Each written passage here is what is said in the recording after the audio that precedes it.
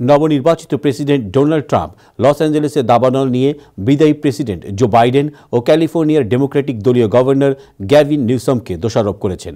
একই সঙ্গে পানি সংকটের জন্য ক্যালিফোর্নিয়া প্রশাসনের প্রতি তীব্র ক্ষোভও প্রকাশ করেছেন রিপাবলিকান নেতা। বিস্তারিত রিপোর্টে।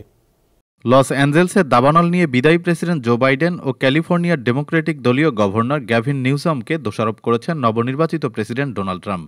গত মঙ্গলবার দাবানল শুরুর পর এখন পর্যন্ত তা নিয়ন্ত্রণে আনতে পারেনি লস অ্যাঞ্জেলেস কর্তৃপক্ষ। এই অবস্থায় ট্রাম্প কোনো প্রমাণ ছাড়াই ডেমোক্র্যাটদের দোষারোপ করা শুরু করেছেন। তাদের মধ্যে গভর্নর গ্যাভিন নিউসমের বিরুদ্ধে তুলেছেন নানা ধরনের ব্যর্থতার অভিযোগ। এসব অভিযোগের একটি, নিউসম পানির অপচয় করছেন। ট্রাম্প তার সামাজিক যোগাযোগ মাধ্যম ট্রুথ সোশ্যালে লেখেন, গ্যাভিন নিউসকামের পদত্যাগ করা উচিত, সব তার ব্যর্থতা। ট্রাম্প আরও বলেন, লস অ্যাঞ্জেলসের ভয়াবহ আগুন এটাই বলছে 20 জানুয়ারির জন্য আর অপেক্ষার সময় নেই। প্রসঙ্গত, তিনি এদিন জো বাইডেনের কাছ থেকে আনুষ্ঠানিকভাবে হোয়াইট হাউসের দায়িত্ব গ্রহণ করবেন। তিনি লেখেন, এটিকে বাইডেন নিউসকাম জুটির চরম অক্ষমতা ও অব্যবস্থাপনার প্রতীক হিসেবে প্রকাশ পেতে দিন, বলেন ডোনাল্ড ট্রাম্প। গত কয়েকদিন থেকেই ভয়াবহ দাবানলে পুড়ছে লস অ্যাঞ্জেলস। সবশেষ সেখানে 10 জনের মৃত্যুর খবর পাওয়া গেছে।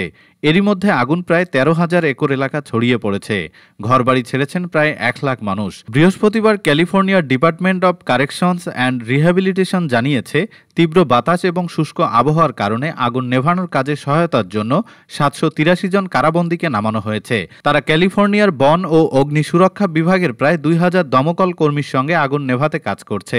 অন্যদিকে লস অ্যাঞ্জেলসের সব স্কুল শুক্রবার বন্ধ করে দেয়া হয়েছে। শনিবারও স্কুল বন্ধ থাকবে। ডিজিটাল প্রযুক্তিতে শিক্ষার্থীদের ক্লাস চলবে বলে জানিয়েছেন এলাকার তত্ত্বাবধায়ক। বাতাসের মান পর্যালোচনা করে কর্তৃপক্ষ পরবর্তী সিদ্ধান্ত নেবেন বলে জানান তিনি। Desk report, time television, new York.